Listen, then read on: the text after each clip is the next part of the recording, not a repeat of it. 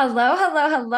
I am thrilled. I have a very special guest today, and we are going to talk about how to create a powerful, positive self image. So you're no longer living in this trance of unworthiness, sleepwalking through life on autopilot, and you finally start shifting into your greatest self so that you can start living a happy and fulfilled life. Dawn, I'm grateful that you're here. Thank you for joining us. Oh, it's so good to be here. Thank you. I'm excited for what's going to unfold. Me too. Dawn has so much incredible insight that she's going to be sharing with you today. And I love it because Dawn and I have very similar beliefs. We've done similar programs ourselves. And so before we dive in, Dawn, I'm going to share with our listeners a little bit about you. And then we're going to dive right into how they can create a powerful, positive self image because self image is everything. Everything. Yes.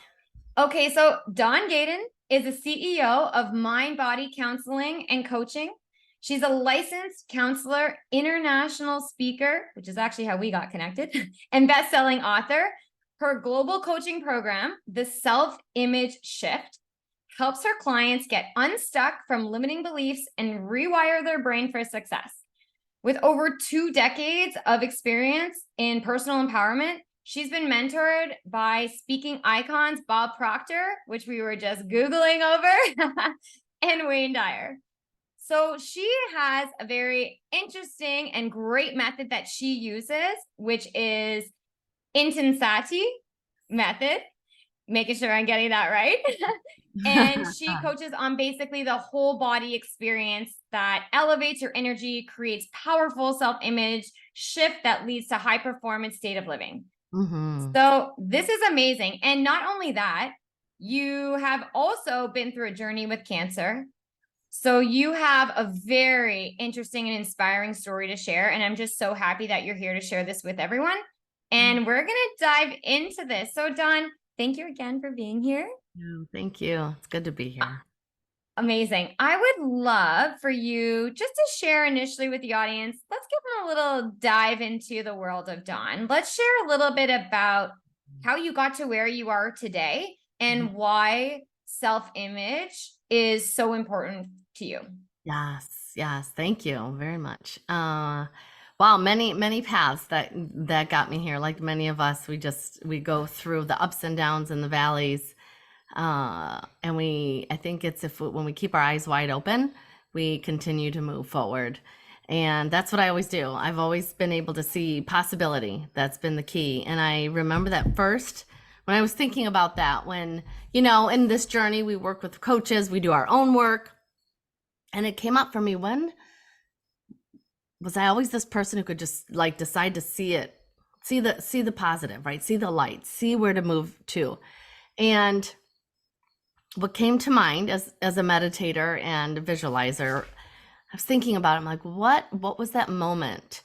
And I remember when I was in 3rd grade and my family moved from the city. So we were like in an industrial area near Detroit, and we moved out into the country.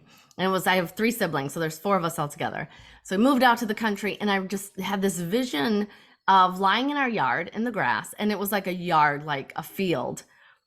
And I remember laying there. I was in 3rd grade, and I looked up and I could see the stars. I feel like it was the first time I've ever seen the stars. And I could just remember saying to myself, anything's possible. Like the world is limitless, like anything's possible.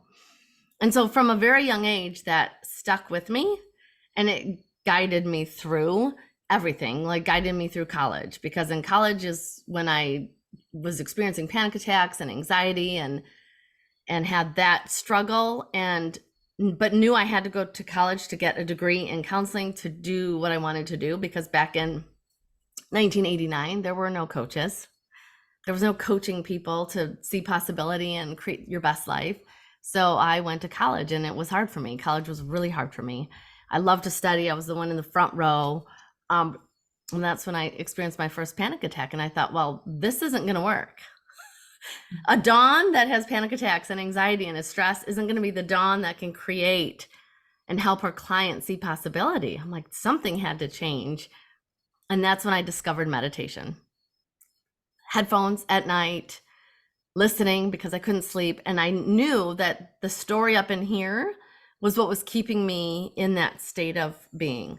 What if I don't do well? What if I fail another test? What if I don't graduate? What if I waste all this money? What if I can't pay it back? What if, well, all that, maybe I should pick a different career, all the stuff. Back then, it was still like, maybe I should just go get married and not have a career. But I knew, I'm like, that's not what I wanted. I wanted to get married. I wanted to have kids. I wanted to have a career, all of it. And so that's when I found meditation. So how many years ago was that? 1989. And continue to tell my clients and me, practice, practice, practice, because that will change the story, which changes that image of yourself and who you are and who you want to be, because it all starts with the thought and the thoughts that you feed. Wow, that's incredible that you can trace this back to such a young age. And it really got me thinking as well, because I have a very similar mindset and I've always really found good. I've never been someone that really was always complaining or very negative. And actually, as you're talking, I'm reflecting back on my life, and it's true. Like from a very, very young age, I was doing the same thing, which is so interesting. As you see, we really change and evolve as people, but we are very much like we were when we were kids. Mm-hmm. Yeah. And we feed So, what we want to feed, right? When we really, because life can happen, right? College, panic attacks, cancer, like we can go down a path of like, life sucks. But we have to consciously decide, no, that's not an option. That's not an option. I'm going to see what I want to see. I'm going to create possibility. I'm going to keep moving, because everybody has the ups and downs. It's how am I going to choose to see my life? And anyone can do it. I don't think we're born with it. Like, I think some of us have a stronger, I don't know what you call it, stronger draw to possibility for whatever reason, mhm, or mhm. positivity. But everyone can have it. As just training your mind. So I call meditation as a mind training tool. Just like we flex the muscles to train the body, we flex the muscle of the mind to be who we choose to be. Because if we don't choose, our family or whoever raises us chooses, because that's what we're surrounded by. And we get to that certain age where we get to choose. Now I get to choose who I want to be, and we can. That's what's so And cool.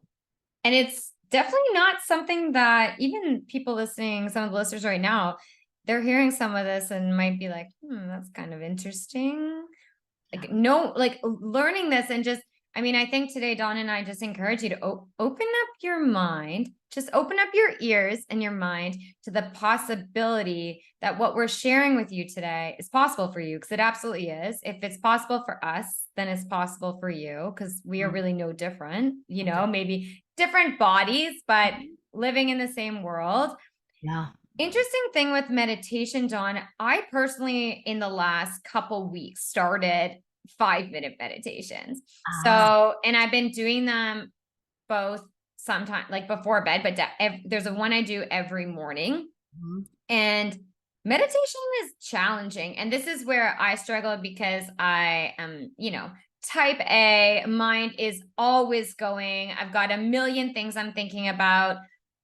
Probably ADD. Focus can be challenging, like undiagnosed ADD, but let's be real, we're all on the spectrum to some degree, right? And so it's interesting because yeah, I find it, I mean, it does help me, because I also find in what you're saying, obviously you've dealt with some probably maybe severe anxiety if you're having panic attacks and feeling that.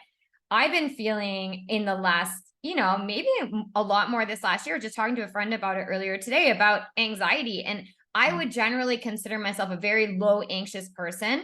I don't see anxiety as a weakness. It's just a factor of life. But what's so interesting is I'm feeling it in my body lately. So this is why I turned to meditation, because I thought, okay, I know that there's benefits to this. I know there's so many different ways you can practice it. And I struggle if I'm waking up right away and I have a morning routine, all these things. If I'm waking up right away and I'm feeling that tightness, that bit of angst. And when you're a low anxious person and you're not used to that, like I feel right now, I'm very calm, like very calm talking to you. I feel good. I'm excited, right? I know that, or any feeling in my body might be more excitement to have this conversation today, versus in the morning, it's like, and it's like, sometimes I have a hard time pinpointing, right? Like what it is. I'll be like, what like, what is on my mind? And as a coach, I start to analyze it. I'm like, what is going on? But yeah, it can be challenging. So let's kind of dive a little bit into some of this stuff. So I know that you've done tons of work with doing this meditation work. And then I'd love to know as well, because I know that we spoke prior on mantras. So I'd love to learn from you, like this whole mindfulness piece, you know what I mean? Through meditation, through mantras. How can that really have a positive impact on how we think? Because the goal here today is that for anyone listening, we're trying to teach you how to create a powerful and positive self-image. Yeah. And so how can mantras and maybe meditation help them with that? Yes, yeah. So that's like so I see mantras and meditation as like a sort of like a step 2 in the process of like how do we put this into place? Because I can tell your audience, I can tell you all to start writing I am statements. I am powerful, I love and accept myself, I'm confident, I live the best life ever. I can rattle them off and you can go write them down and go, and Dawn did nothing, wrote them for 5 days. There's 2 pieces. One's like a 1, I call it, and then a step like 3. So 2 is like the writing the I ams. 1 is we got to get rid of the crap first. It's like you got to throw the trash away, right? Like when there's clutter and garbage in the way, there's no room for good. There's no room for good. So I do a process that's called dump the junk, where you don't spend a lot of time on this because then we can get into the trap of feeding the yuck, but you dump it. Like I will often recommend like an hour at the most, because we usually want to cut ourselves off. We want to get to the next thing. Set a timer for 1 hour. Sit in silence. Turn off distractions and write all the crap that's in your head. Get it out. Get it out and then throw it away. And this is like, I'm serious. This is uncensored junk that you spin in all day long. Get it out. No one's going to read it. No one's going to see it. It doesn't have to be spelt right. It can be scribble because you're not going to read it. This is like, you're throwing trash away. You don't look at in your trash can at the end of the week to say, what do I want to keep? No, you dump it. We write, and writing, people go back to not typing. You have to write it pen to paper, have to. It's the way it's just our biology. That's psychomotor activity. Dump the junk, burn it, rip it up, shred it, just release. I let this go. I let this go. And typically my clients will have the sense of like, I can take a breath. Weight's been lifted. There's space. Ooh, what do I want to think instead? And then we start writing, I want, or I ams. I'm confident. I'm at ease. I love and accept myself. I'm living my dream life. I'm grateful for the food in my fridge. I'm grateful for the clothes on my back, just from the big to the little things. Mm-hmm. And then you can't stop there. You have to go to the next step, which is you got to feel it. You have to feel it. I have clients, I'll have them do the superhero pose in the mirror. I think there was a study on it. I've heard, right? 3 minutes in front of the mirror, like superhero, looking yourself in the eye, and it changes your physiology. The ingredient that is imperative is you got to believe it. You got to feel it. And I know it's not easy. Sometimes it's like I'm lying to myself, because that's what usually trips people up. It didn't work because I felt like I was lying to myself. It didn't feel real. I'm looking in the mirror and I'm saying you're ugly, but I'm supposed to be saying you're beautiful. So there's this like disconnect, and you have to get to a place where you want it so bad you're willing to feel it, even just for a little bit. What might it feel like if I actually loved myself? What would it feel like if I looked in the mirror and smiled and went, wow, you have a beautiful smile? What might it feel like if I just was happy for a moment? And if you can pause in that and feed that feeling, then the words have power. Then you start to feel it in your body. So that's where I am, and that's where the practice of intensati comes in, because it's all of that in one. We're moving the body, we're speaking these words, and the energy and the emotion gets lifted, whether you want it or not. It's funny, people come to class and go, I did not expect to feel better after class. I had such a horrible day. But we're feeding these words, and that's what gives it power. That is a beautiful approach to that because I am very familiar with I am statements. I have journals and journals filled with them.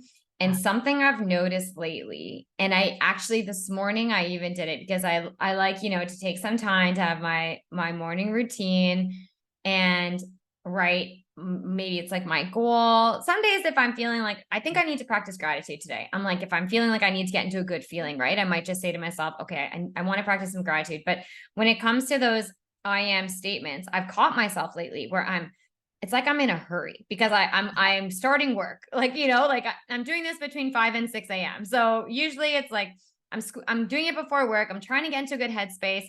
So I'm writing out my goal and then I'm writing my I am statements like, yes, I'm grateful for all that I've created and that I have. Like Mhm. I am effortlessly balancing everything on my plate. I am, all these things that I write out like the funds are always there. Yeah, like things like that. But it's funny Mhm. because I've caught myself lately writing it and I still feel the anxious feelings. And so Yeah. I write it all out. I'm like, I'm like looking at my phone, like, and I'm like, check the time.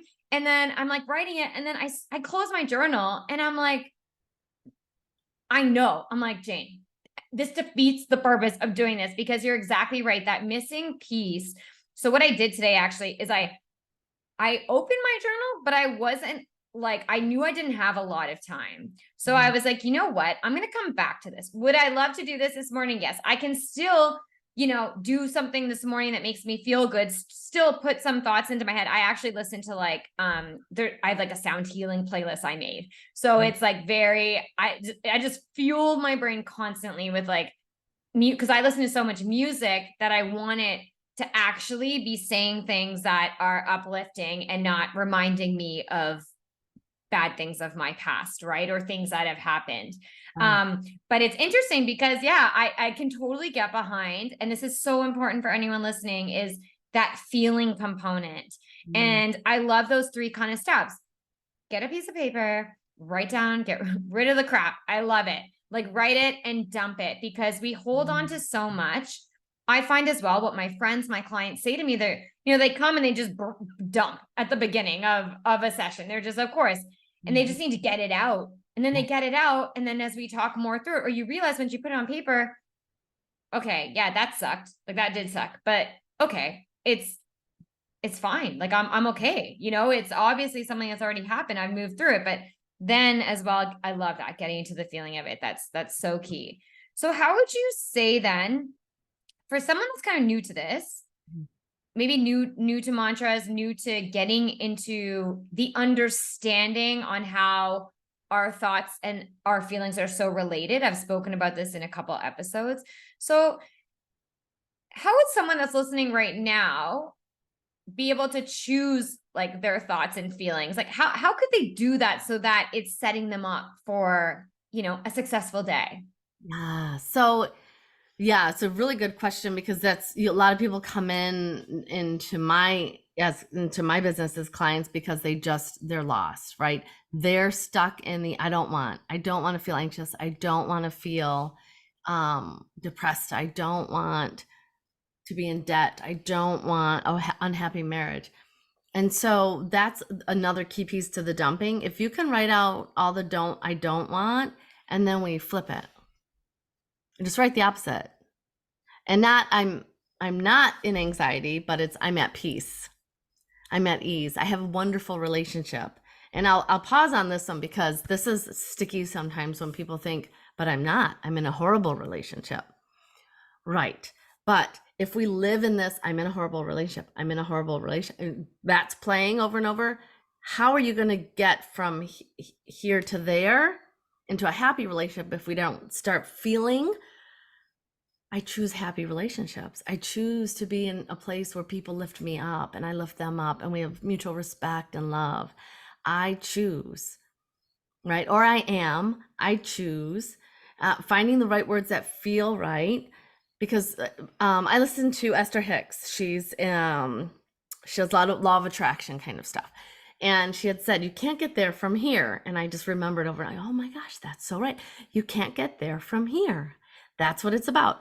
But I want a happy marriage. I want money in the bank. I want A thriving business. I want friends. Yes. How does it feel to be in that loving relationship? How does it feel? Because when you start putting that, like, that pulse, that frequency out there, I'm in a loving relationship. I take good care of myself. I'm in a loving relationship with me before even thinking about that person. Then we start to feel like, what would it be like? Then we start showing up differently. We start thinking differently. We start acting differently. We know when to say no. We know when to say yes. And so just starting there where it's from I don't want to I want. And just flip the sentence, do the opposite and start to feel what that feels like.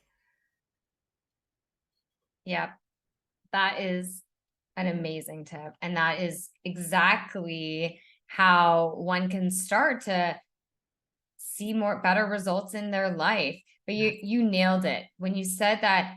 How can I, if I'm writing these things, like, yeah, I am at peace, but it's chaos you feel like your life is in shambles and chaos, and you feel like maybe a fraud Mhm.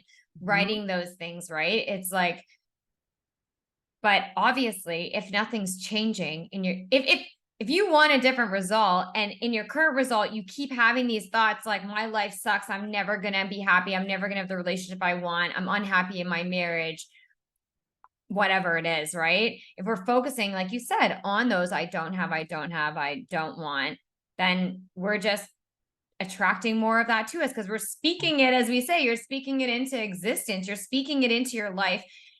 And yeah, maybe for some listeners, if you're hearing this type of thing for the first time, it's a lot to process. You're like, might need to listen to this again Mhm. to allow it to sink in a little bit more. But if you're not currently seeing the results that you want in your life, well, then something's got to shift. And actually, the easiest, I say maybe in quotations, is something within your control, and it's your mind. So getting Yeah. yourself to start exactly like you said, Dawn. Mhm. Think about where you want to be Mhm. and imagine how that might feel. Now, I think what I do with my clients as well is I'll say, let's just say they want to have a more calm mind, feel less anxiety. It's like, okay, and anyone listening, think about something that makes you calm, right? What is it that if you're struggling to get behind these statements that you're writing, I am calm, right? If you're writing that and you're like, I don't believe it, I'm anxious, like, you're like, no, I'm stressed. But really, like, take a moment and think about something that makes you calm. Right. For me, for example, it'd be like, if I'd imagine I was sitting on a beach. So I Mm, imagine, close my eyes, sitting on a beach, yeah. ocean waves are coming in. It's like a beautiful day. And right away, naturally, my body starts to feel a little bit more calm. So that's a way that, you know, listeners can do that too. Absolutely. Because the mind doesn't know the difference between a real or an imagined threat or thought. And that's where when I talk to people and work with people on anxiety and stress, and they don't understand, like, what's causing anxiety, what's doing this. And I said, we have to take a look at your reality first. If you are actually in a safe environment, but your brain is acting as if you're in danger, danger, danger, like turning on like it should turn on if the house is burning down, but it's not, because the thoughts were feeding what if, and the brain doesn't know the difference. It's going to respond. We're turning that fight or flight response on, danger, danger, danger, and there's really no danger. So we have to tell it something else. So when we envision the beach, my happy place as well, on the beach, the waves, the hot sand, like you feel it, like it actually changes your physiology. It does something to the brain. I love now that there's so much more research out there. When I was in school, it was like, oh my gosh, what is this meditation stuff? I'm like, oh, you wait. We'll all catch on again because it's only like, what, 2,000-3,000 years old. So we'll catch on again. And it's the brain, like when we feed the brain different information, different parts of the brain turn on. And we need those parts of the brain turn on to turn on. Fight or flight is only necessary when we're in danger. And half the time we're really not. That is, oh my gosh, I feel like we could do an entire episode on that alone, that your brain does not know the difference. And again, this could be the first time you're hearing this, and like you at home or listening may have just had an aha moment of like, whoa, what? but it's true. And this is why even, why so many people that practice morning routines or encourage these types of things encourage to put good things into your mind at that time, because you're more susceptible. When you wake up, you're vulnerable. How many times, I'll tell you, in my past relationship, how many times did my partner start arguments at 6 in the morning? And I'd be like, whoa, I'm trying to have peace and calm. And I'm like, but it's because we're most like almost vulnerable. Our brains are most susceptible at that time of day. And so it's really like we need to be thinking about what we're consuming and actually remember that, yeah, your brain is going to literally convince you of things that are good or bad. But at the end of the day, we really have a choice. Oh my gosh, you're reading my mind. That's exactly what I was going to say. Choice. Remember, you have a choice. Yes. So let's now unpack one more thing. Let's talk a little bit more, as I know you and I have a lot of knowledge in and around the subconscious and conscious mind. Let's describe, and can you explain this in like real simple terms for our listeners, for anyone that, may not know much about the conscious and subconscious mind, and how does that affect like our lives, the achievements that we have, the goals, maybe personally, how that's affected you? How would you explain that?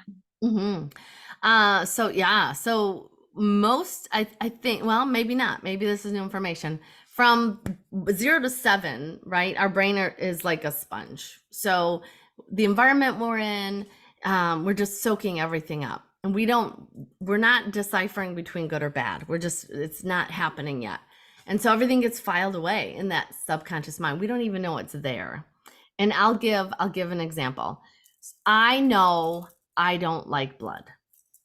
When I see blood, I go into a little fight or flight mode, and it's not even my responsibility half the time to clean it. But when my kids were little, they'd get bloody noses and I would go into a panic. And I thought, well, this needs to stop because it's not effective. I have to help my children without suffocating them, like stop this blood, right? And I thought, well, let me figure out where this came from, because it came from somewhere. I'm thinking consciously in this awake state of mind. I have no idea what the story is about the fear of blood. So I decided to meditate on it and sit quietly and say, okay, where's the story? What's this about that's scary and fearful? And the image went whoosh, right there, all out from the subconscious mind, filed away. An experience that I didn't remember came right here consciously. Right here it is, Dawn. And when I was young, I grew up in a family of alcoholics, lots of aunts, uncles, a lot of drama, a lot of fighting.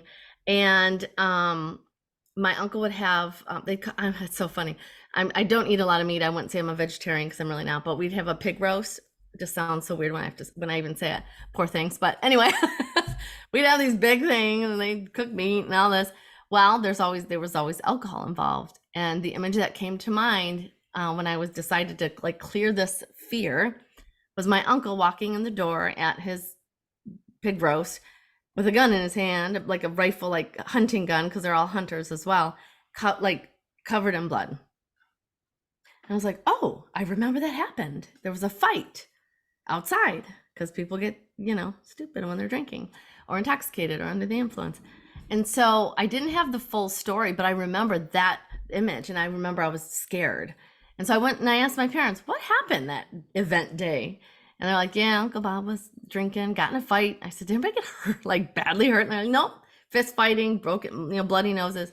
I said, did we stay? What happened? No, we left, Dad. We left. We left. We didn't stay, because a lot of times people would set up tents and camp out. No, we were gone. But that image, like, whoosh, right? Filed away, wasn't aware of it. And I allowed it because, again, that conversation, I'm okay, I'm safe, and I'm allowing this garbage to be drawn up and done, thrown away. No longer a fear, no longer, right, part of the story. And so we get to do that. We get to tap into that subconscious mind, bring it up to awareness so we can say, yep, nope, no more. This, I'll keep this. This is good, I'll keep this. But this I can throw away. We get to do that. Wow, that is such an interesting story too. It really helps to, illustrate and explain what happens in our conscious and subconscious mind. You're right. Our active mind, our everyday mind, we just file shit away. We just file things away. And it's so true. It's funny because as you're saying that, I'm thinking about things in my life that, like, certain things that I don't like, okay, this is the simplest thing, that's ridiculous, but like red candy. It's like red candy. I hate red candy. And I'm like, why do I hate, why I have this thing with it? It's like, I will never choose a red candy. It could be raspberry and that's fine, but it's also cherry, like cherry flavoring. Like I'm not even joking. At the age of 4, around 4, maybe 5, I ate a red lollipop before bed and I woke up and I'd gotten sick everywhere. And it literally I was 4 or 5 years old. From that day, I never chose. And when I got sick, it was like not good because it was like red and it was just like nothing was good about it. And it like literally, I never eat red candy. Like, it's just so interesting how things affect you, that like the most simplest of examples, right? Yes. But the reminder is like our thoughts are within our control. Yes. And it's up to us and it's okay. Like my neighbor is terrified of frogs, like terrified of frogs. And I said, I can help you with it. She's like, no, I'm good. Okay. Be afraid of frogs. Call me when there's one in your pool. I'll come rescue it. Like, I'm okay with frogs. I'll see the cutest things. I'll be like, oh, I'm like, oh, no, she doesn't want to know. She doesn't want to know. It's okay. You get to choose. Do we want to keep that or do we want to let it go? Because we have the power to let it go. And you have support like Jane and I, when things come up and you're like, I don't know what to do with this. That's what we're here for. Because sometimes we need a community, we need team, we need accountability, how to move through the stuff that we don't know is tucked away. So let's kind of come full circle here. And so in creating this powerful, positive self-image, so, the listeners are no longer feeling like they're in a trance or sleepwalking through life, So in looping back to that, what would be like your key tip or takeaway on the first step towards building a better self-image, towards snapping out of that, feeling of unworthiness, which is not going to happen overnight. So none of the things we're saying today are overnight. Dawn and I practice these things every single day. So we are evolving creatures, we're constantly growing and evolving, but what would you recommend that someone could do? Like a simple step that they could take to start building upon their self-image and confidence. And I would start writing. Writing is so powerful. And I believe the research, but I didn't really believe it until I did it myself, which was years ago. The power of writing. And I'm talking about really writing. I'll emphasize that again.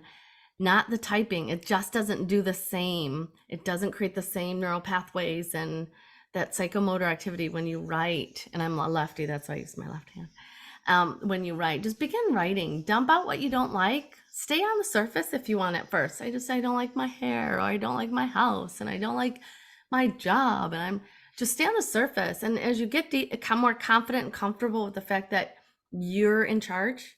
Your feelings don't run the show. Your thoughts don't run the show. You're okay no matter what thoughts or emotions come up. Then you can start to go deeper and then get to a place where you write, it's kind of like a 3 thing, and then you like pour emotion all over it. I don't want, yuck, dump the junk. I want, like you get excited, like, oh, I want a trip to Hawaii. I want to travel the world. I want a business that I run all by myself, whatever. And then I am a confident business owner. I am a world traveler. I am in love with my life. I am taking steps every day to live the best life I choose. So that's what I would recommend. Really simple. Dump, I want, I am. Just start writing a little bit every day, 5 minutes. Don't even have to time it. Just get in the habit. Just like brushing our teeth is a habit. Barely remember half the time. Did I brush my teeth? Yep, I did. Because habit, right? You don't even remember. Get in the habit of writing. So then it becomes this thing like you have to pick up your pen and write every morning because it just feels, it's like, ooh, it feels like a warm hug. You're taking care of yourself. Amazing. And anyone listening, do it. Get it done. you can comment on this podcast. You can comment to us, comment to Dawn on how this felt, like how you felt after you did it for the first time. And also be kind to yourself. So when you're doing this, it's like no judgment.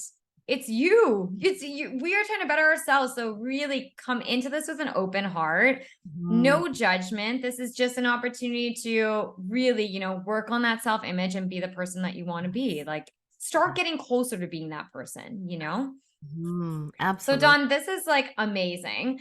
I'd Yeah. love for you to share with the audience the best way to connect with you. I'll be sure to have all of your links in the show notes, but what's the best way to connect with you or work with you?